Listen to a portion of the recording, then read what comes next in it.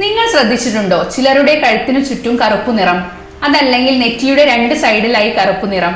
ഇത് കൈമുട്ടുകളിലും കാലിന്റെ തുടയുടെ സൈഡിലും കക്ഷത്തിലും ബ്രസ്റ്റ് ഫോൾസിലും കണ്ടുവരാറുണ്ട്. ഇതിനെ അക്കാന്തോസിസ് നൈഗ്രിക്കൻസ് എന്ന് പറയും. 4 വയസ്സിന് മുകളിലുള്ള കുട്ടികൾ മുതൽ സ്ത്രീകളിലും പുരുഷന്മാരിലും എല്ലാവരിലും ഈ പ്രശ്നം ഇപ്പോൾ കണ്ടുവരുന്നുണ്ട്. ഇതിൽ നമ്മുടെ കഴുത്തിന് പുറകിലെ സ്കിൻ തിക്ക് ഗ്രേ പിഗ്മെന്റഡ് ആയിരിക്കും. അതുപോലെ തന്നെ വെൽവെറ്റി പാച്ചസ് ആയിരിക്കും. ചിലർക്ക് ആ തിക്നെസ് കൂടി ഒരു റഫ് അപ്പിയറൻസ് വന്നിട്ടുണ്ടായിരിക്കും. ഇൻസുലിൻ റെസിസ്റ്റൻസ് ആണ് ഇതിലെ പ്രധാന വില്ലൻ. നിങ്ങളുടെ ഡയറ്റും എക്സസൈസും പ്രോപ്പർ അല്ല എന്ന് നിങ്ങളുടെ ശരീരം നിങ്ങൾക്ക് കാണിച്ചു തരുന്ന ഒരു ക്ലൂ ആണ് അക്കാന്തോസിസ് നൈഗ്രിക്കൻസ്. ഒബേസിറ്റി അഥവാ പൊണ്ണത്തടിയാണ് ഇവിടെ പ്രധാന വില്ലൻ. ഈ ഒബേസിറ്റി ഉണ്ടാവുമ്പോൾ ഇൻസുലിൻ റെസിസ്റ്റൻസ് ഉണ്ടാവുകയും ഇത് അക്കാന്തോസിസ് നൈഗ്രിക്കൻസിന് കാരണമാവുകയും ചെയ്യുന്നു.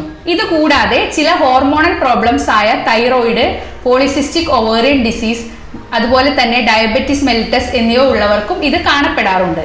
അതുപോലെ വളരെ ചുരുക്കം പേർക്ക് ഇത് പാരമ്പര്യമായി കാണപ്പെടാറുണ്ട്. അതുകൂടാതെ ഇൻസുലിൻ സ്ഥിരമായി എടുക്കുന്നവർക്കും ഓറൽ കോൺട്രാസെപ്റ്റീവ് പിൽസ് എടുക്കുന്നവർക്കും സ്റ്റീറോയിഡ്സ് കഴിക്കുന്നവർക്കും ഇത് കാണപ്പെടുന്നുണ്ട്.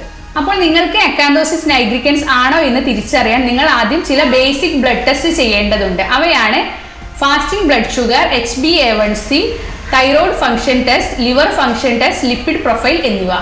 ഇനി ഈ അക്കാന്തോസിസ് നൈഗ്രിക്കൻസിന്റെ മാനേജ്മെന്റ് എന്ന് പറയുന്നത് ലൈഫ് സ്റ്റൈൽ മോഡിഫിക്കേഷൻ ആണ്. നിങ്ങൾ പ്രോപ്പറായി ഡയറ്റ് എടുക്കുക, നന്നായി എക്സസൈസ് ചെയ്യുക, ഫിസിക്കൽ ആക്ടിവിറ്റി കൂട്ടുക. ഇതിലൂടെ നിങ്ങളുടെ വെയിറ്റ് കുറയ്ക്കുക. വെയിറ്റ് കുറഞ്ഞാൽ തന്നെ ഇത് ഒരു പരിധി വരെ കുറയുന്നതാണ്. അതുപോലെ ഈ അക്കാന്തോസിസ് നൈഗ്രിക്കൻസ് ഉള്ളവർ തീർച്ചയായും ഒരു ഡോക്ടറുടെ കൺസൾട്ടേഷൻ തേടി ഇതിന്റെ അണ്ടർലൈൻ റീസൺ കണ്ടുപിടിക്കേണ്ടതാണ്. കൂടുതൽ സംശയങ്ങൾക്ക് താഴെ കാണുന്ന നമ്പറിൽ വിളിക്കാം. Thank you.